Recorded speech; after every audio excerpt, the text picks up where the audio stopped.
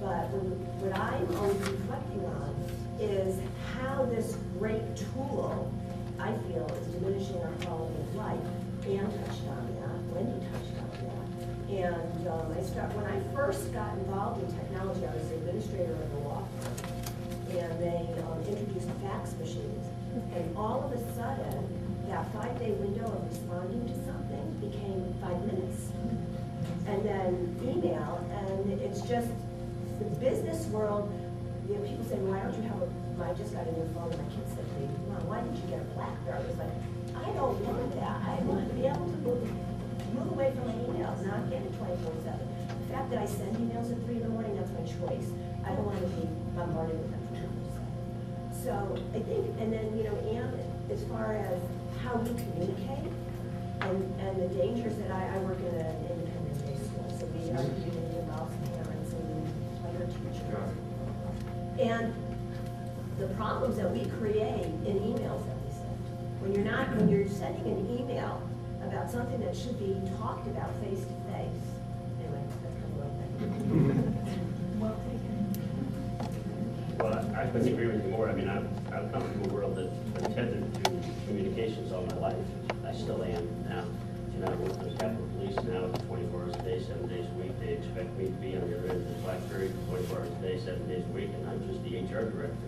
But, you know, we have issues and things come up, and you're right, they don't care. I mean, if the guy's in the middle of the night on a shift, they send a message, they almost expect that you're going to get it.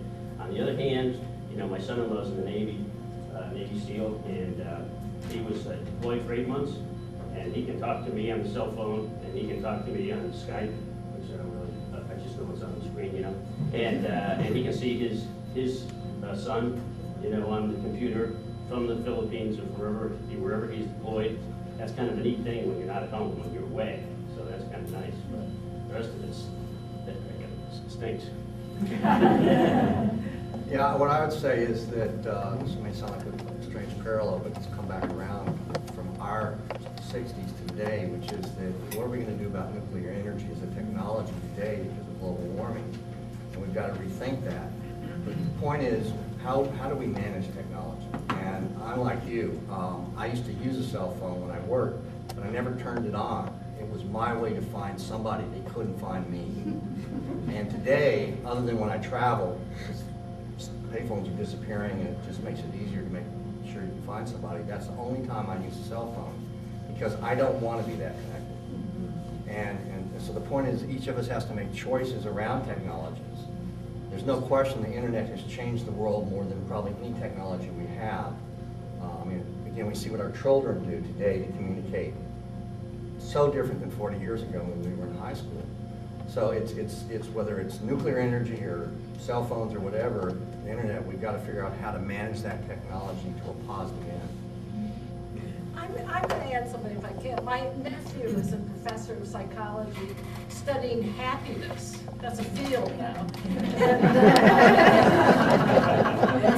Doing research, and I just finished a book, which has taken more years than I like to admit to get done. It's about to go to the copy editor. It'll be published next year, but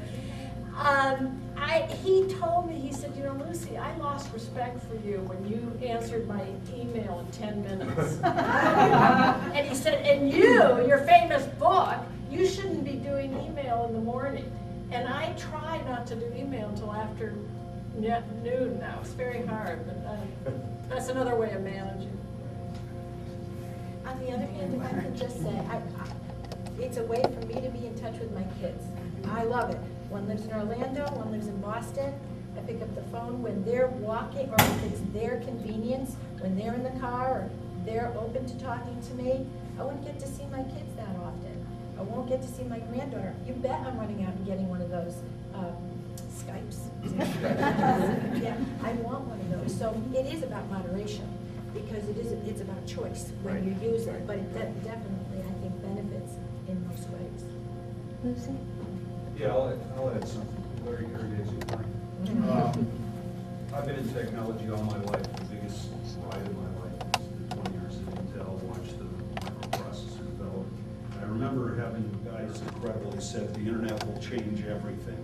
And if you think about that in every aspect of everything we do or are about to do, it's true, but to the point of managing technology, I mean, you know, not to be a name dropper, we got to a level where you would get emails from him, and they were a half a sentence long.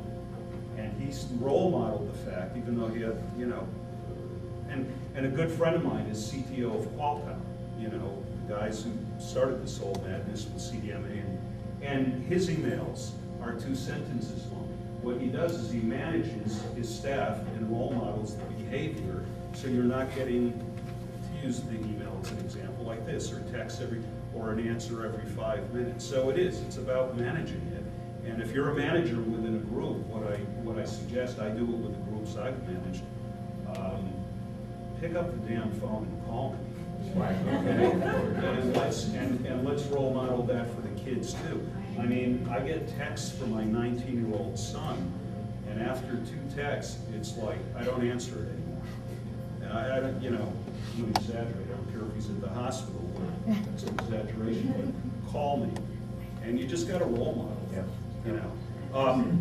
To global warming, one specialty that I've had in the last couple of years is video conferencing. And for those of you who don't use it or haven't seen it in a while, it's come leaps and bounds from what it's been years ago. I mean, it's now in high definition, literally. And travel, I mean, we're the enemy of the airlines, right? Anybody work for the airlines? You know, that's our contribution to try to bring it. You know, I took my flight from San Diego to here. I think I put 500 cubic tons of carbon dioxide in the air coming across country. That's one trip. So we're trying to find technologies that'll help. That's one of them. So don't write me any emails. I like the acronym. So I want to talk about another dynamic that's occurred because of the increase in technology, which for me has to do with helping us deal with the busyness we have in life. And so yes, there are all these benefits, and yes, there are all these downsides. So going back to what you said about relationship, the high-tech, high-touch demand and dynamic, the relationship is in agony on this, in our generation. Relationships are dying. Relationships have not had an opportunity to grow along with us, and a lot of it is technology dependent. So the half-sentence response, modeling this is efficiency. So Chris said, I work in organizations, and I work in transforming organizations. And if there's anything core that's required, that's gone, that's been missing, it's relationship.